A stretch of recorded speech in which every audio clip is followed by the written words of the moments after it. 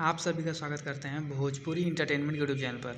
आ गए एक बार फिर बहुत ही बवाल और बहुत ही धमाकेदार भैया गाने के अपडेट को लेकर। जो गाना है भैया भोजपुरी के ईरान स्टार कहे जाने वाले मिस्टर टुनटुन यादव जी का बहुत ही शानदार और बहुत ही मनमोहक भैया सैड सॉन्ग को रिलीज़ कर दिया गया है। जैसा कि आप सभी लोग स्क्रीन पर देख पा रहे होंगे, जिस बेहतरीन और लाजवाब भैया सैड सॉन्ग का नाम है केकर मोहब्बत सफल भइल बा। ये एक बहुत ही शानदार बहुत ही लाजवाब भैया सैड सॉन्ग है। मैंने इस गाने को सुना भैया, मुझे तो बहुत ही अच्छा बहुत ही प्यारा ये सैड सॉन्ग लगा।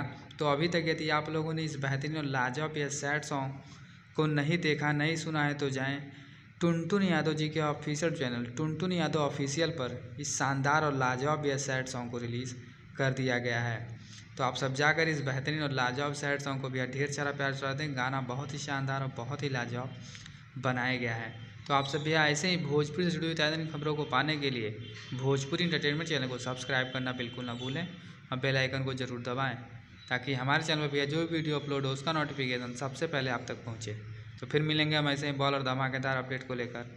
तब तक जय हिंद, जय भोजपुरी।